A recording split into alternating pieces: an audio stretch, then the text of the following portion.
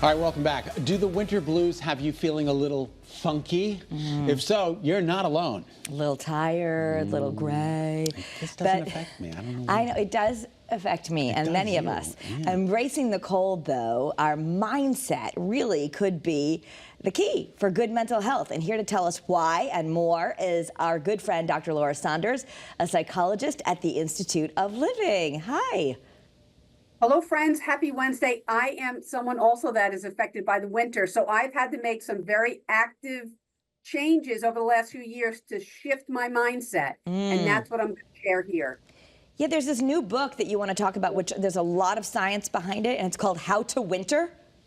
Right. How to Winter. So this was written by a health psychologist who actually spent like a year or two in Norway, right, where it's dark for 24 hours a day. And it really was about, you know, the people there are like the happiest people around. So they learn how to shift their mindset and adjust. So we want to talk about a couple tips. Yeah. I got to be honest with you, Doc. Winter does not affect me. I love it. I like the cold. I don't like the really sub-zero freezing cold, but I enjoy a nice cold day. I get out there for a nice brisk walk. Well, that's part of it. Okay, so for you, you know, consider yourself lucky. But if you're, you know, not excited by these dark days, and January is kind of one of those times, you're coming out of the holidays, maybe you ate a lot, you're moving less. What's number one? What can we do? That's part of it, right? When we get outside, we make a commitment to just get outside. That can be a big difference. Yes, let's start by making a winter bucket list, right? It's early January. We've got several more months of this. Make a winter bucket list. Things that you want to do this winter, gives you things to look forward to. You know, ask yourself, what can I do to make this better? So create a bucket list of things that you want to do. Like ice skating? Ice skating. Building, who knows? I like taking, you know, even though it's brisk, there's a lot of cold therapy out there right now that's supposed to be good for you. And so taking the dog, my little doggie, out for a freezing cold walk sometimes, it's like waking me up. It's really good. So I'm trying to do more of that. There's also, I've got the happy light. You got to have 10,000 lux, but there's a lot of science now between, you say, the science of color and getting more light in our life.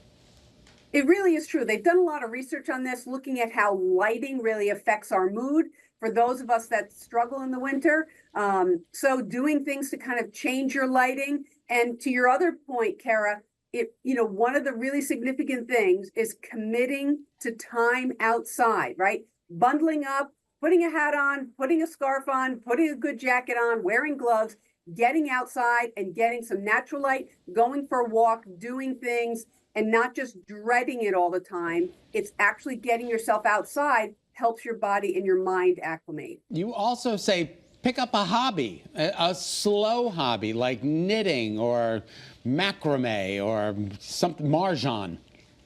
Right, right. This is the time for hobbies where you're not going to mind spending hours at a time inside, right? Especially on weekends, if it's very cold or if it's very rainy or snowy, you're going to want to have things to do on the weekend. So it's a time to pick up those, you know, the knitting or the puzzles or the drawing or the painting. It's time to pick up those hobbies that you have more time for, that you're not going to want to do on a May weekend when it's gorgeous outside. You're not going to want to spend 4 hours working on a puzzle. This is the time to do those hobbies. You said even playing video games, but I don't see watching Netflix or something like that on your list. Like I kind of have been giving into watching a little more TV and just relaxing a little, but is that not great for our mental health to watch too much TV? I think, you know, given that, you know, during this period of acclimation and psychological shifting of mindset, it's okay to spend some time watching Netflix.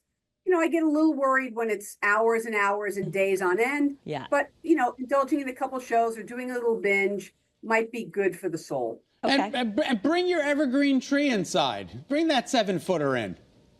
Right. Or just some plants.